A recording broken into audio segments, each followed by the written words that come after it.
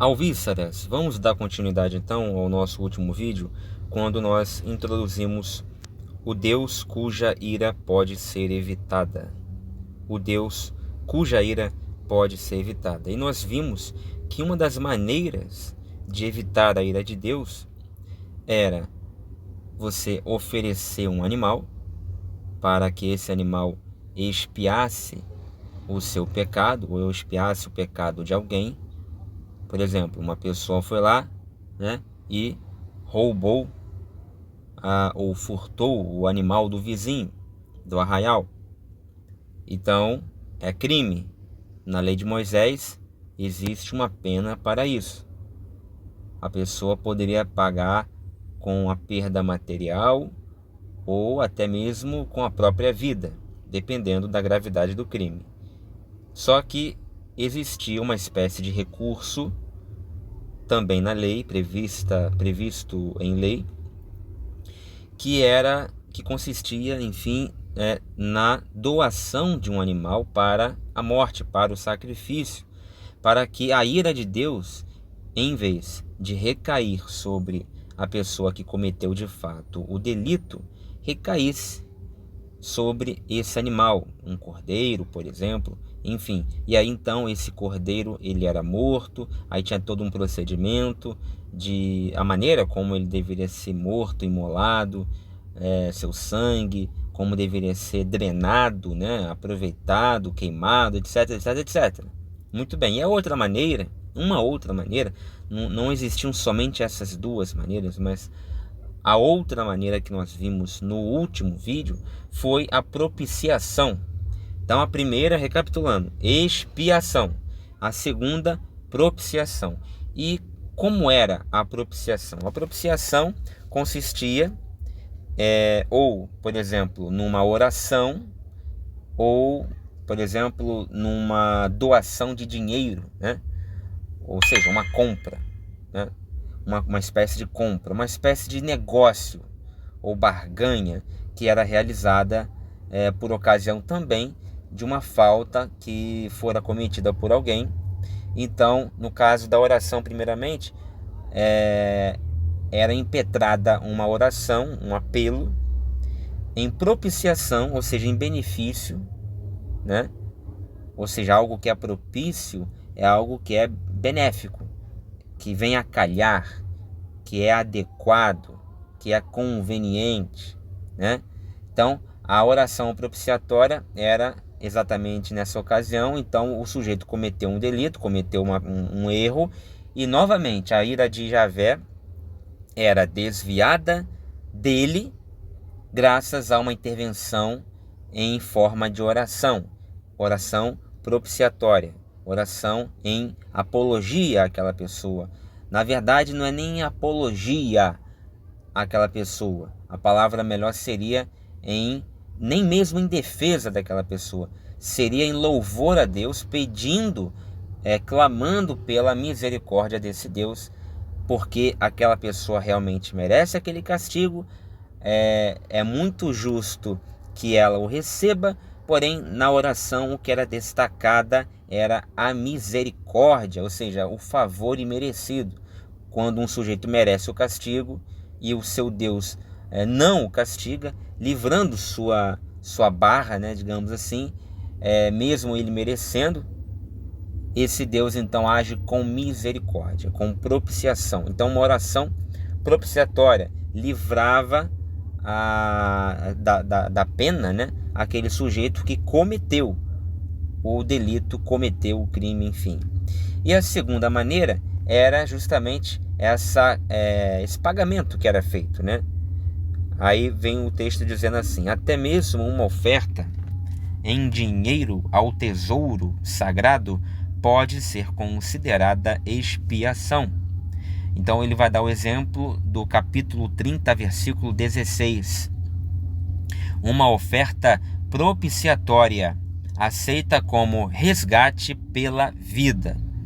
Ou seja, algo muito parecido com as indulgências católicas da Idade Média, Ou seja, o que era indulgência? O sujeito ia lá, dava um dinheiro para que, por exemplo, o seu parente recém-falecido tivesse o seu tempo no purgatório, o seu tempo de sofrimento no purgatório abreviado. Então, dava-se uma quantia, e quanto maior, melhor, para que houvesse ali, geralmente, uma missa de 7º dia, de 30 dias, enfim. Era feito geralmente algum evento ali, algum ritual, alguma reunião, alguma missa, mas na verdade o objetivo maior era, da parte daqueles que criam, realmente encurtar o sofrimento daqueles que já partiram, e da parte daqueles que estavam ali mesmo para ganhar dinheiro, era meter a mão na grana do crente ingênuo, que às vezes dava tudo que tinha para aquela missa ou para aquele evento, para adquirir aquela indulgência, né?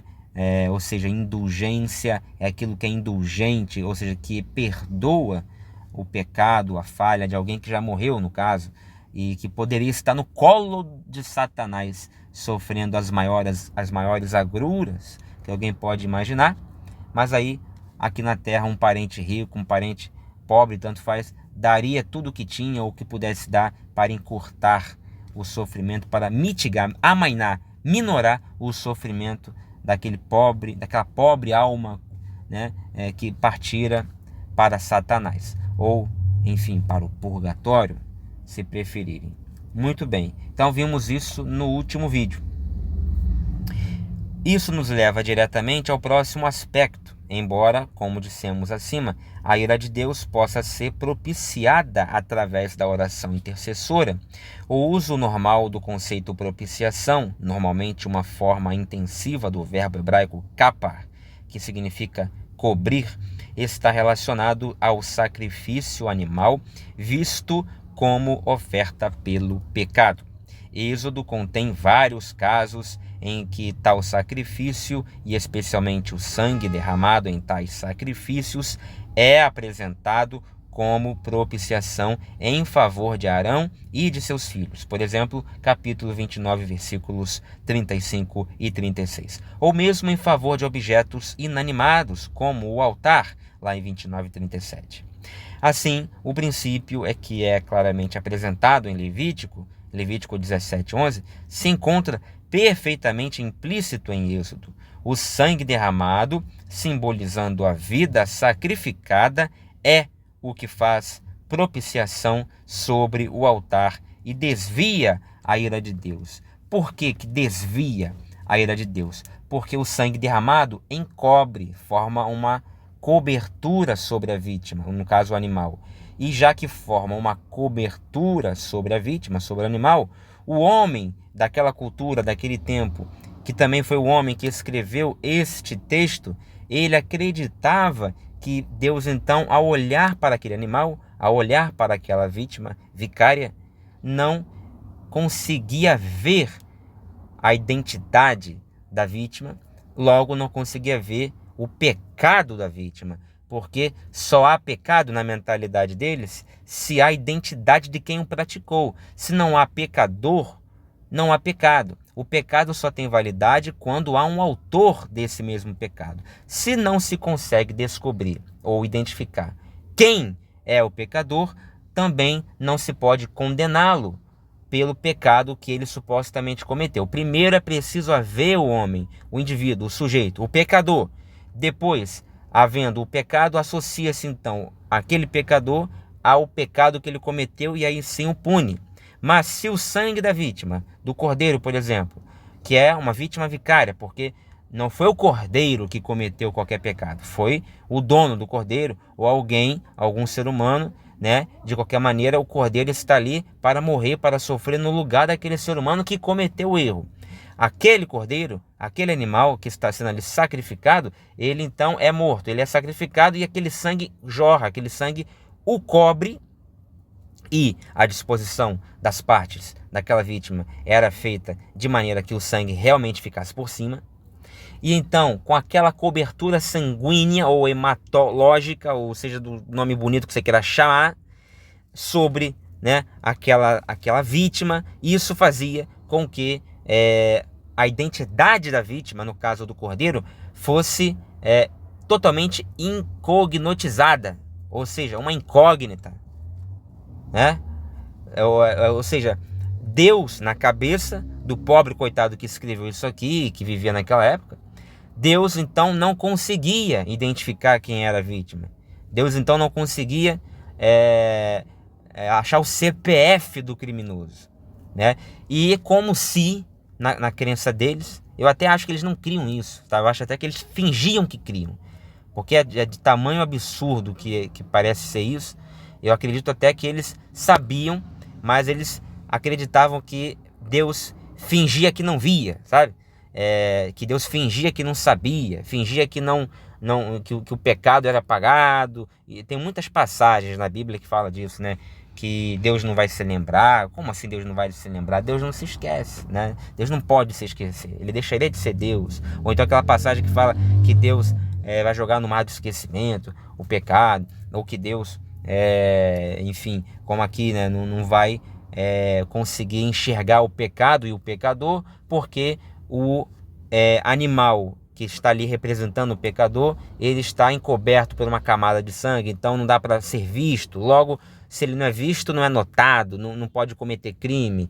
Também não se pode, enfim, levar em conta o crime, o pecado cometido por alguém que não se sabe quem foi e que tem a identidade totalmente incógnita. É mais ou menos esse o raciocínio cultico, tá? Como é um raciocínio cultico, como é uma liturgia, na liturgia você não deve levar tudo ao pé da letra.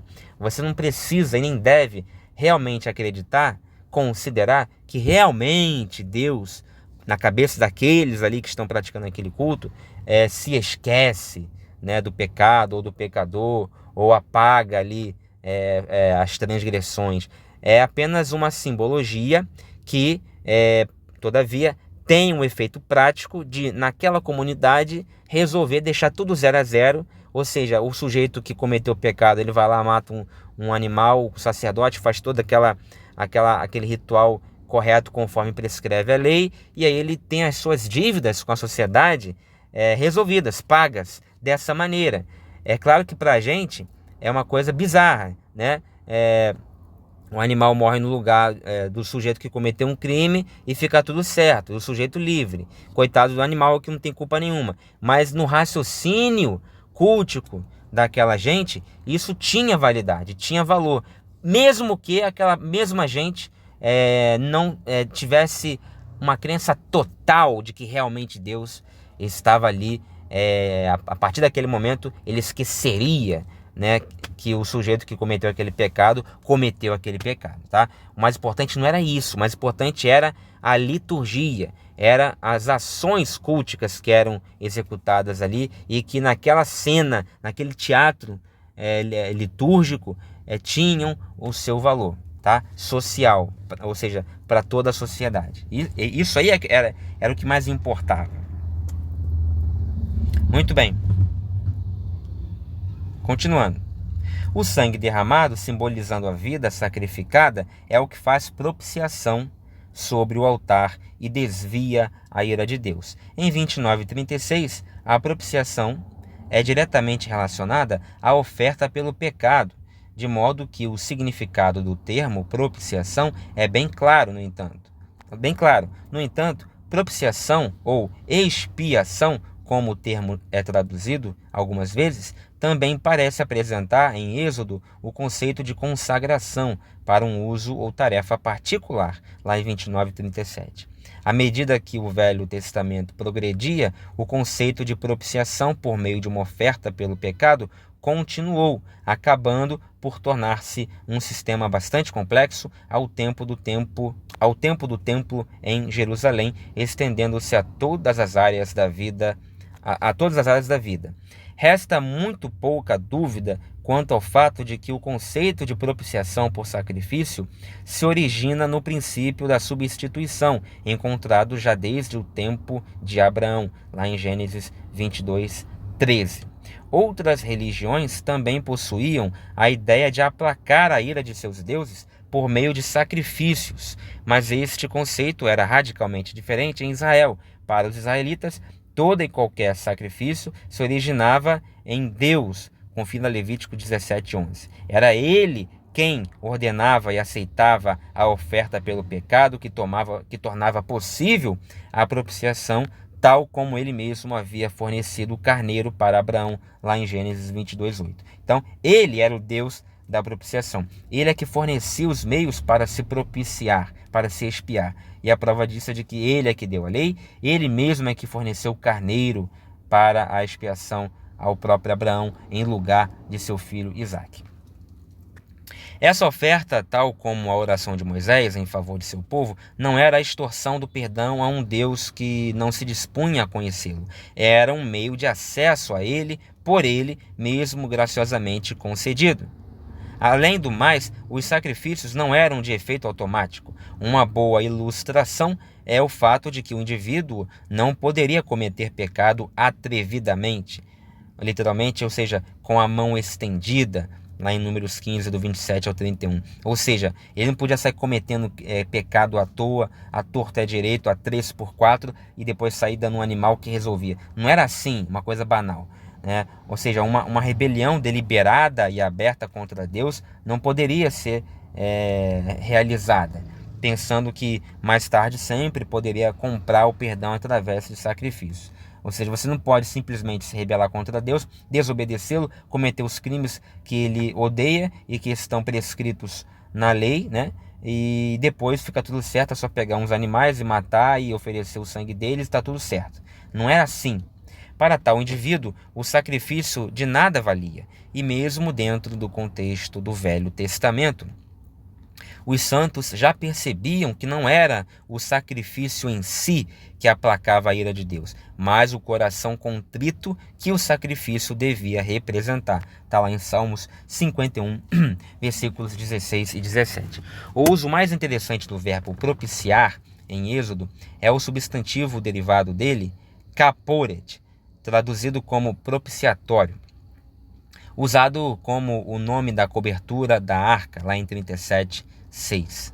Dizer que alguns comentaristas traduzem a palavra simplesmente como tampa, baseados no sentido literal da raiz cobrir, nada mais é que ser fiel aos fatos. Se, porém, a palavra realmente significa lugar de propiciação, ou lugar onde o pecado é coberto, como o termo grego hilasterion parece sugerir, temos aqui outra expressão do interesse divino em desviar a sua ira de sobre o homem. Então você tem a tampa da arca, que é o propiciatório, no hebraico kaporet, que designa algo que cobre. O propiciatório é uma parte que cobre, é um objeto que cobre, é a tampa da arca.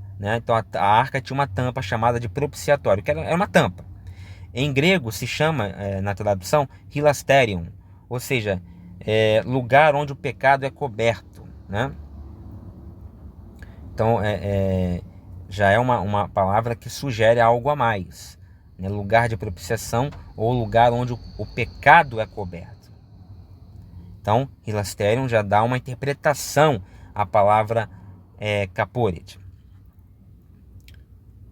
A arca era aquele lugar especial em que Deus prometera vir ao encontro do homem e onde ele lhes prometera falar. Então veja, o hilasterion do crente, o hilasterion do cristão, ou seja, o lugar onde o pecado é coberto, o lugar da propiciação, é o próprio Jesus. Ele é a tampa da arca, ele é o propiciatório, o hilasterion, o kaporet. Muito bem.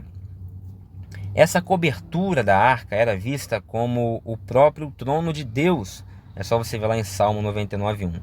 Coberto pelas asas dos querubins, veja 25:20. O lugar, se pudermos usar o termo reverentemente, da própria presença de Deus. Por isso Jesus, ele é essa tampa do propiciatório. Ele é o que faz propiciação por nós.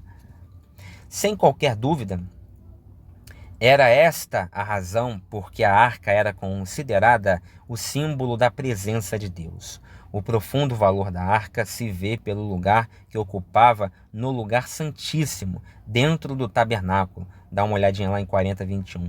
E pela sua função também em guiar a Israel, quer fosse durante a sua marcha no deserto, vá lá em Números 10, 33, ou na frente de batalha. Veja lá Números 10, 35. Então a arca ela ficava no acampamento e quando eles iam para a batalha, a arca ia junto. Assim, no coração do conceito da presença de Deus com Israel, jazia a ideia da propiciação e do perdão oferecidos e garantidos por Deus em favor de seu povo tão pecaminoso.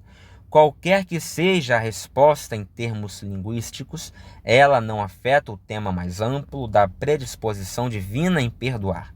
Na melhor das hipóteses,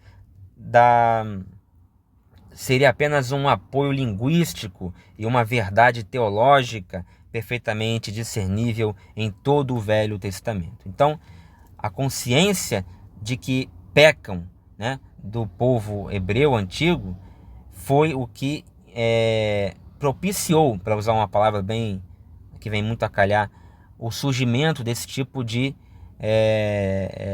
recurso cultico, litúrgico e religioso, social, que era a arca da aliança com a tampa da propiciação, com o lugar também chamado de propiciação, né? Onde você tinha ali a cobertura da arca, aquilo que cobria, né? E cobria, no caso da arca, não o pecado da arca, porque a arca não tem pecado para você fechar e guardar lá dentro e não deixar sair. Não, a tampa da arca era para proteger a arca do pecado externo, do adultério externo, da corrupção externa, da imperfeição externa, né? Então, ela, quando fechada, ela impedia a comunicação do pecado humano lá fora com o que está santo e sagrado aqui dentro, ou seja, dentro da arca, tá? Então, Jesus, ele é essa tampa por dois motivos. Uma, porque ele nos faz a propiciação, ou seja, ele nos cobre com o seu sangue e faz com que Deus não veja o pecado em nós, não veja os nossos erros a ponto de puni-los com a morte eterna. Muito pelo contrário, ele nos salva com esse sangue. E pelo segundo motivo, que ao mesmo tempo que ele faz essa primeira coisa que eu falei, ele também faz o elo, o contato da parte santa, santíssima, com a parte profana, com a parte faltosa. Ou seja, a tampa do propiciatório fazia a conexão, por ser uma tampa, né? Fazia a conexão, a fronteira entre o que é sagrado e santo dentro da arca e o meio externo, humano, cheio de pecados e imperfeições. Jesus também, ele faz essa ponte, essa ligação entre o que é santo e sagrado, que é Deus, no caso santo, né, que é Deus, e o que é falho, pecador, que somos nós. Então, por isso, por esse duplo motivo, ele é a nossa tampa da arca, a nossa tampa do propiciatório. Eu espero que você tenha gostado. Até o próximo vídeo, se Deus quiser.